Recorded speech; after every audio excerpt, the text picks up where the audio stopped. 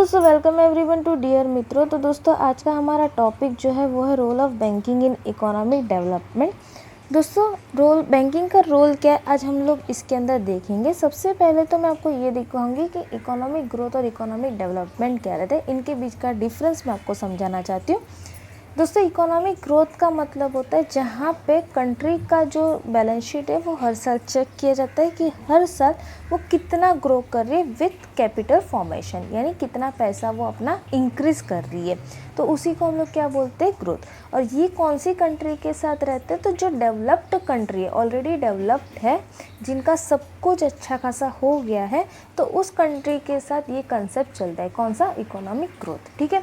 और दूसरे साइड दोस्तों हमारा आता है इकोनॉमिक डेवलपमेंट। यहाँ पे हम लोग कैपिटल फॉर्मेशन तो देखते ही देखते, यानी पैसों की बढ़ोतरी तो देखते, लेकिन उसके साथ हम ये भी देखते हैं कि वो कंट्री बेसिक से लेके यानी एकदम लोअर स्टेज से धीरे धीरे कितना इंक्रीज हो रही है। ओके, तो उसी को हम लोग क्या बोलते हैं, इकोनॉमिक डेवलपमेंट। तो दोस्तों इससे आपको ये कंसेप्ट क्लियर हो गया कि इकोनॉमिक ग्रोथ किसका देखा जाता है, सिर्फ पैसों की बढ़ोतरी, और इकोनॉमिक डेवलपमेंट में कैपिटल फॉर्मेशन के साथ हम लोग की स्किल की इम्प्रूवमेंट, फिर better organisation, efficiency of man power, ये सारी चीज़ें भी उसके अंदर कैलकुलेट की जाती है। उसी को हम लोग क्या बोलते हैं, इकोनॉमिक डेवलपमेंट। ओके, अब दोस्तों कैपिटल फॉर्मेशन की बात यहाँ पे आ गई। तो कैपिटल फॉर्मेशन जो है वो 3 पार्ट में डिवाइड कर दिया गया है। एक हम लोग का रहता है सेविंग, दूसरा हम लोग का रहता है फाइनेंसिंग, और तीसरा हम लोग का रहता है इन्वेस्टमेंट।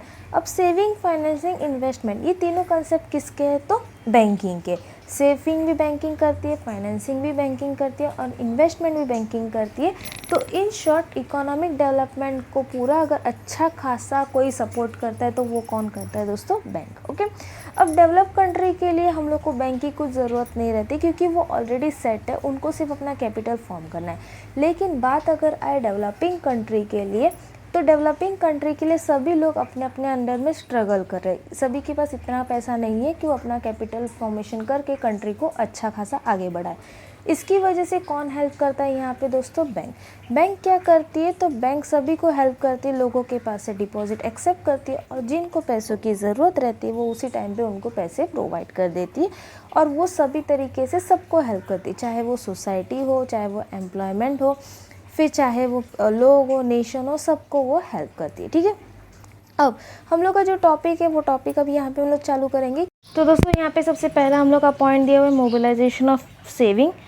बैंक जो है स्पेशली हमारे जो कमर्शियल बैंक है वो क्या करती है, तो लोगों से अपनी सेविंग जो है वो लेती है और जिनको ज़रूरत होता है वो देती है। ठीक है। तो जैसे कि सच सेविंग, जैसे कि हम लोग को दिया individual, business, house, public trust, कोई भी पीपल वो क्या करता है, हमारा कुछ भी पैसा जो एडिशनल हम अपने पास रखते हैं वो पैसे अपने पास न रख के वो किसके अंदर देता है, बैंक में। इससे उनका क्या फ़ायदा होता है, तो उनको हमेशा इंटरेस्ट मिलता है। जो भी पैसा वो सेव करके रखते हैं उतने पैसों के ऊपर वो इंटरेस्ट देते हैं, भले ही वो 500 रुपया ही क्यों ना हो, लेकिन साल का इंटरेस्ट जो है उस अकाउंट में आता है। तो इसकी वजह से लोग मोस्ट प्रोबेबली आज के टाइम पे क्या करते हैं, उनका जो भी सरप्लस अमाउंट रहता है वो बैंक के अंदर डिपॉजिट करके रखते हैं। इसके अलावा बैंक कुछ और भी इंसेंटिव्स इनको प्रोवाइड करती है, जैसे कि फ्री और चीप रेमिटेंस फंड हो गया, फिर वैल्यूएबल्स को सेफ कस्टडी देना, ये सारी चीज़ें जो है बैंक अपने पास रखती है।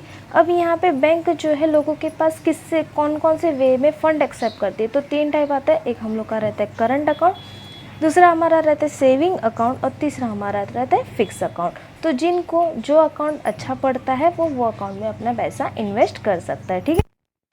सेकंड दोस्तों दिया हुआ है creation of credit and increase in production. दोस्तों यहाँ पे जैसे हमारा पहला पॉइंट है उसी का ये सेकंड कंटिन्यू है। बैंक एक हाथ से पैसे लेती है, जिनको पैसों की अभी फ़िलहाल ज़रूरत नहीं है डिपॉजिट एक्सेप्ट करती है, और जिनको पैसों की ज़रूरत होती है वो उनको वो पैसे देती है। ठीक है। उसी को हम लोग क्या बोलते हैं, क्रिएशन ऑफ क्रेडिट।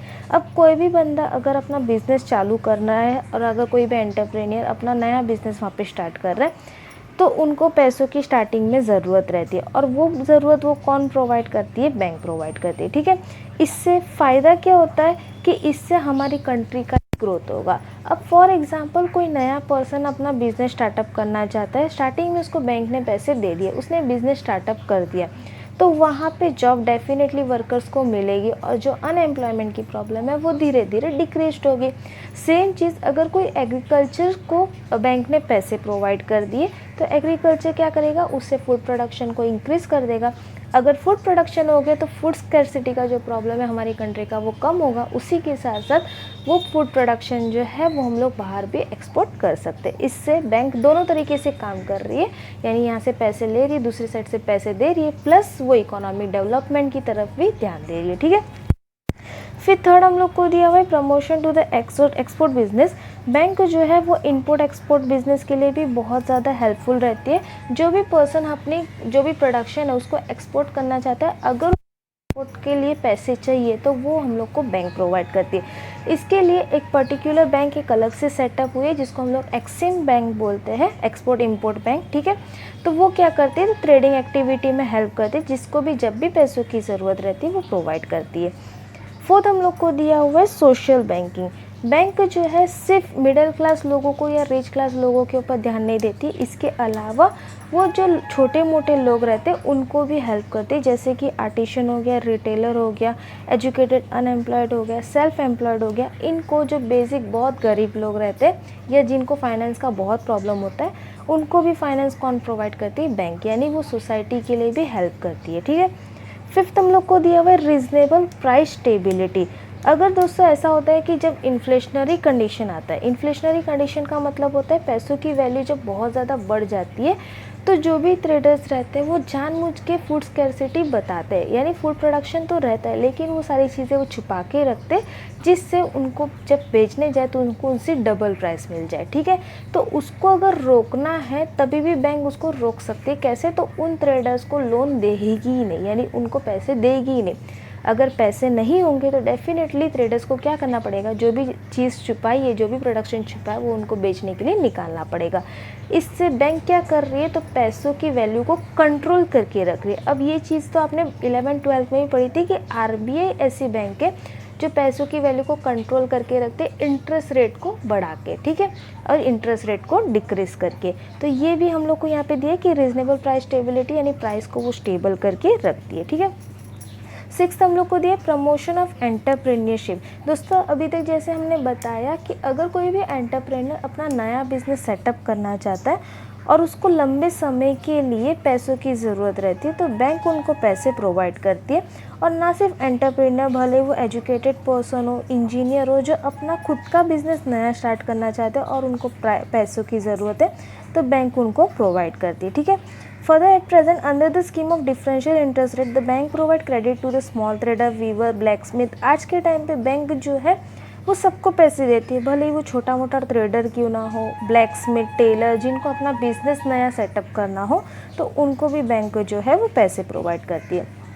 सेवेंथ हम लोग को दिया हुआ है development of money market and capital market. दोस्तों मनी मार्केट और कैपिटल मार्केट आपने ऑलरेडी पढ़ा था। मनी मार्केट और कैपिटल मार्केट जो है शेयर्स के लेन देन के रिलेटेड, हम लोग की कंपनीज़ के लेन देन के रिलेटेड वहाँ पे बात करते हैं, तो इनका भी डेवलपमेंट करना बैंक का काम रहता है। आज के टाइम पे अगर आप देखोगे तो शेयर मार्केट और बहुत ज़्यादा बढ़ रहा है। आज बच्चे बच्चे को शेयर मार्केट के बारे में पता है। तो ये डेवलपमेंट किन की वजह से हो रहा है, बैंक की वजह से। बैंक पैसों का लेन देन यहाँ पे कंट्री में लेके आए, इसकी वजह से शेयर मार्केट के बारे में आज पढ़ाई की जा रही है और शेयर मार्केट जो है हम घर बैठ के भी काम कर रहे हैं। ठीक है, इससे अगर शेयर मार्केट चला तो डेफिनेटली बाहर की करेंसी भी हमारी कंट्री में आएगी और इससे हमारी कंट्री की ग्रोथ होगी।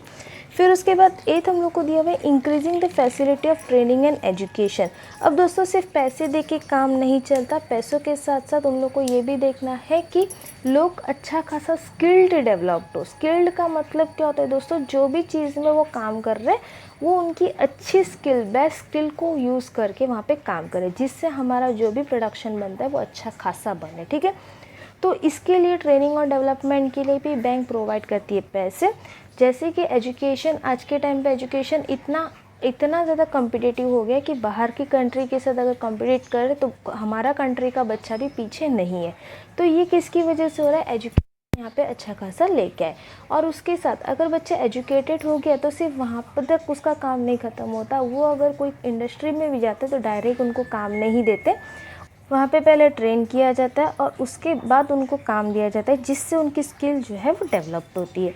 तो वो भी सारी चीज़ें, उसका भी फैसिलिटी कौन प्रोवाइड करती है? बैंक प्रोवाइड करती है। तो होपफुली आपको पूरा वीडियो समझ आया तो प्लीज़ अपने दोस्तों के साथ शेयर करना और डियर मित्र को सब्सक्राइब करना बिल्कुल ना भूलिएगा। मिलते हैं नेक्स्ट वीडियो में, तब तक के लिए बाय बाय।